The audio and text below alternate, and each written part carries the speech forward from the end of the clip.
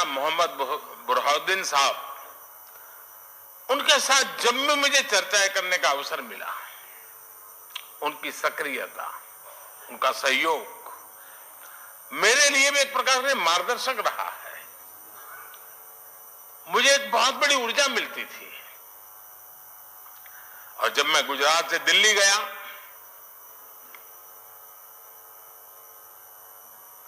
आपने गादी संभाली, वो प्यार आज भी बना हुआ है, वो सिलसिला चलता रहा।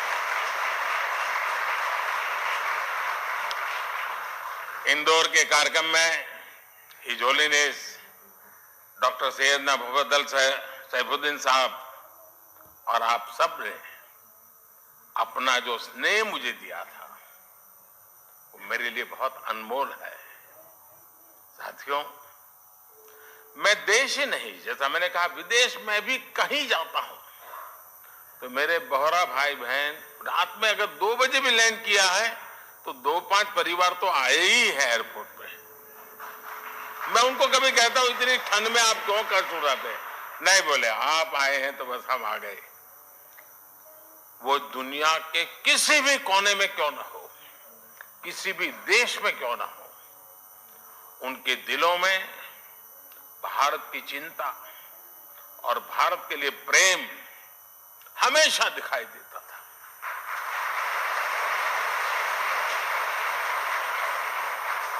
आप सभी की ये भावनाएं, आपका ये प्यार मुझे बार बार आप तक खींच लाता है।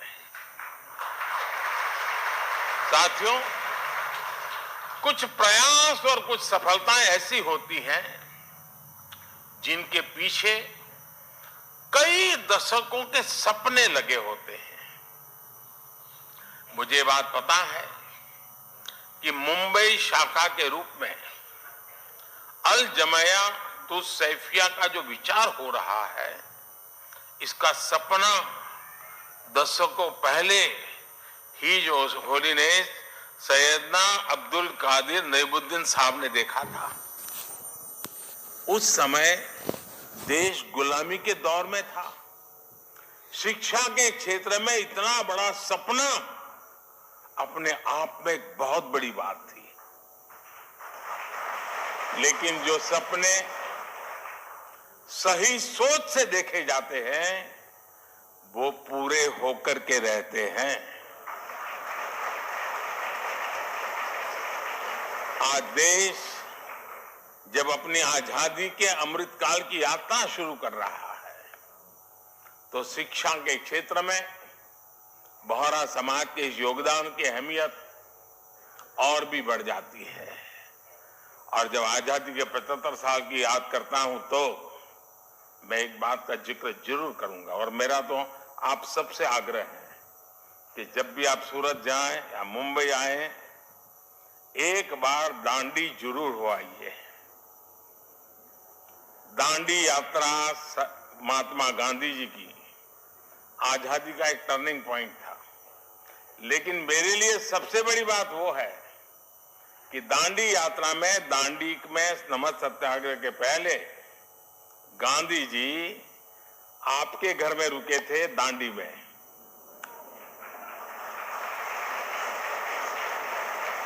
और जब मैं मुख्यमंत्री बना तो मैंने आपसे प्रार्थना की, सैयदना साहब से मैंने कहा, सैयदना साहब, मेरे दिल में बहुत बड़ी इच्छा है, एक पल के गंवाए बिना वो बहुत बड़ा बंगलो समुद्र के सामने है, बिल्कुल वो पूरा बंगलो मुझे दे दिया।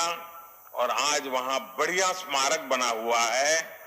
दांडी यात्रा की स्मृति में सैयदना साहब के वो यादें दांडी यात्रा के साथ अमर हो चुकी है।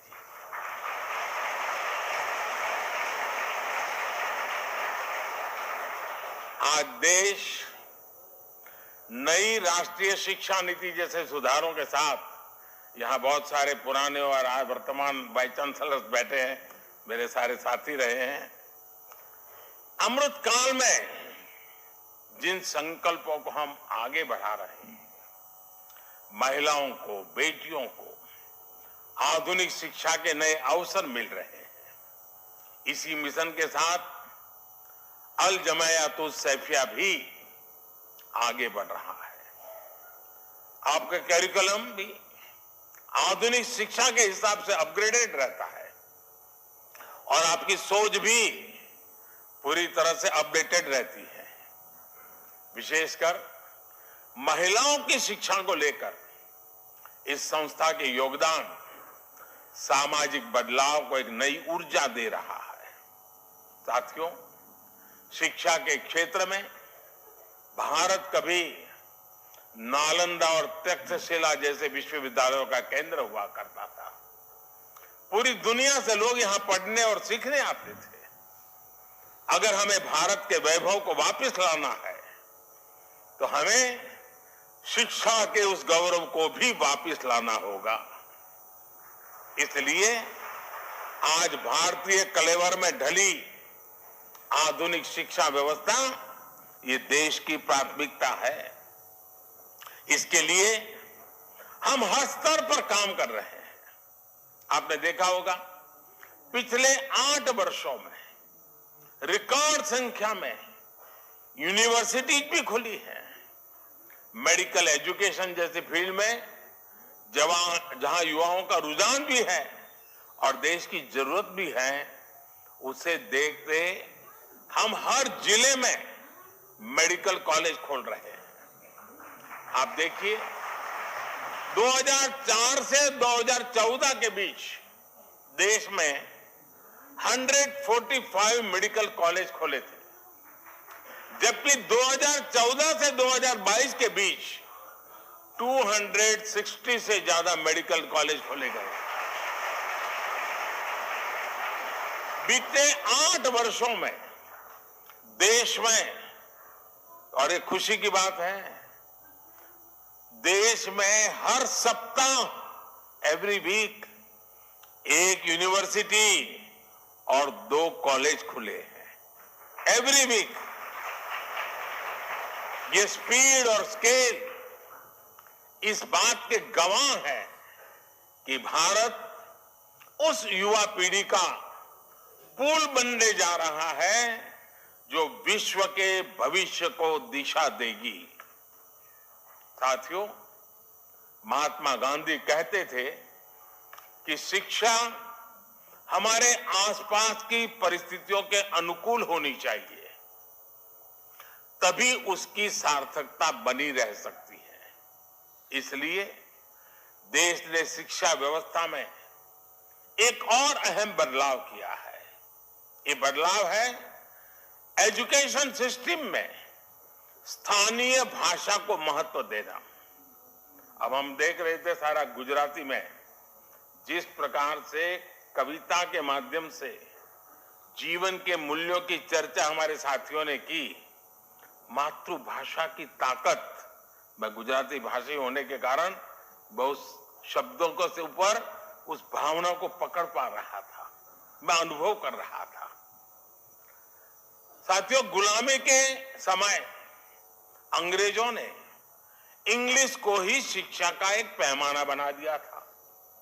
दुर्भाग्य से आजादी के बाद भी हम उस हीन भावना को ढोते रहे।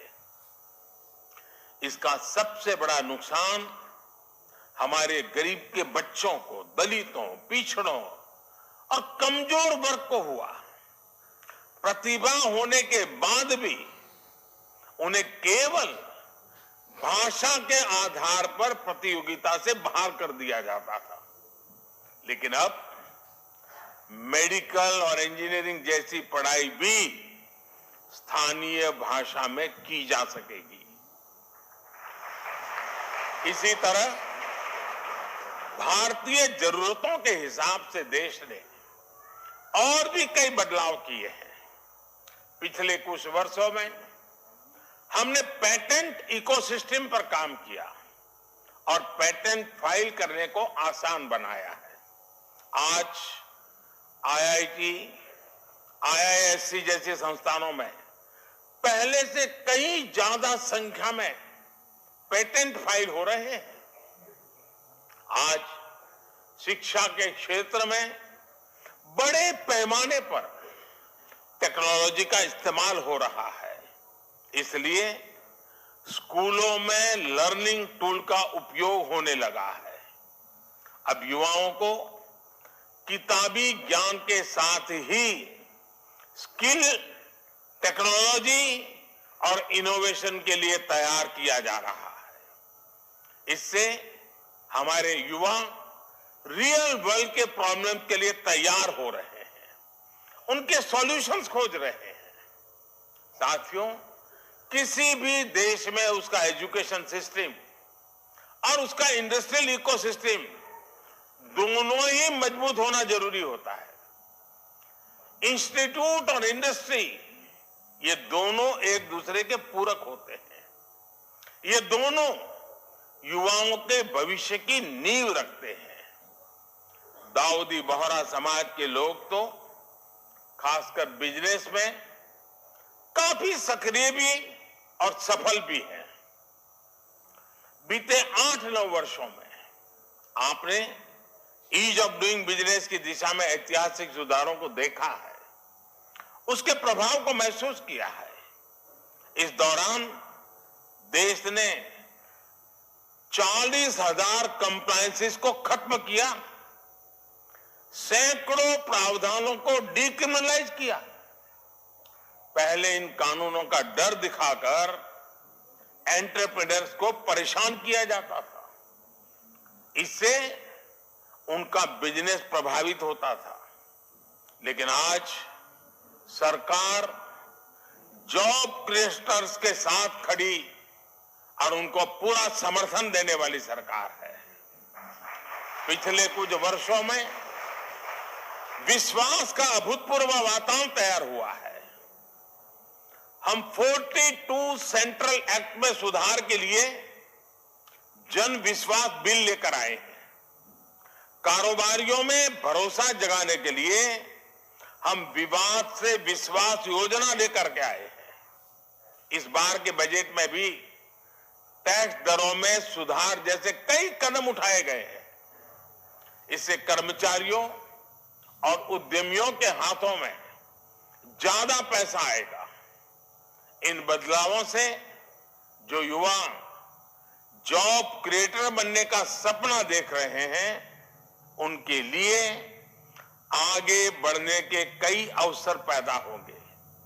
साथियों, एक देश के रूप में भारत के लिए विकास भी महत्वपूर्ण है और साथ साथ विरासत भी महत्वपूर्ण है।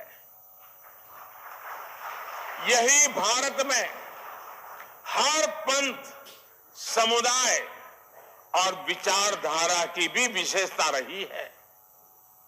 इसलिए आज देश परंपरा और आधुनिकता के संगम की तरफ विकास के रास्ते पर आगे बढ़ रहा है। एक और देश में आधुनिक फिजिकल इंफ्रास्ट्रक्चर बन रहा है, तो साथ ही देश सोशल इंफ्रास्ट्रक्चर भी निवेश कर रहा है। आज हम पर्व त्योहारों की प्राचीन सांझी परंपरा को भी जी रहे हैं और त्योहारों की खरीदारी के दौरान आधुनिक टेक्नोलॉजी से पेमेंट भी कर रहे हैं।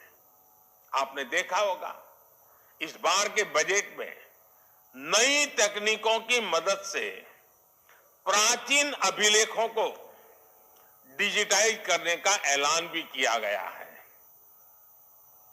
और मैं अभी हमारे जो पुरानी सदियों पुराने जो पुराण है हस्तलिखित, वो देख रहा था, तो मैंने आग्रह किया कि भारत सरकार की एक बहुत बड़ी योजना है, हमारे सारे ये चीजें डिजिटलाइज हो जानी चाहिए, आने वाली पीढ़ियों को काम आएगी। मैं चाहूंगा इस तरह के प्रयासों को आगे बढ़ाने के लिए सभी समाज, सभी संप्रदाय आगे आए।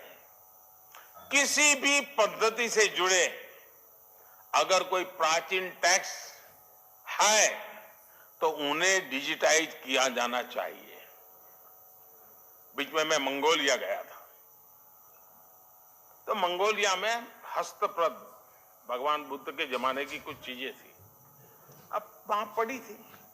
तो मैंने कहा कि आप मुझे दे दीजिए, मैं इसको डिजिटलाइज करता हूं, और उस काम को हमने कर दिया। हर परंपरा, हर आस्था एक सामर्थ्य है। युवाओं को भी इस अभियान से जोड़ा जाना चाहिए।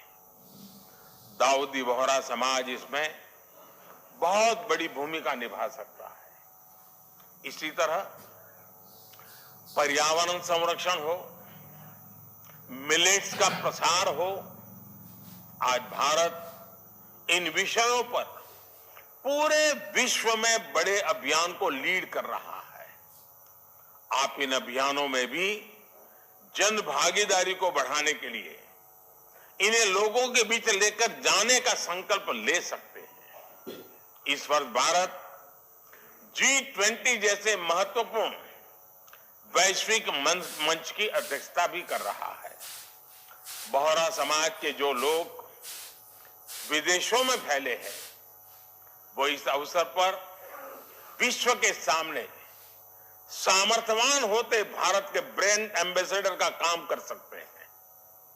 मुझे विश्वास है कि आप हमेशा की तरह इन जिम्मेदारियों का उतनी ही खुशी से निर्वहन करेंगे।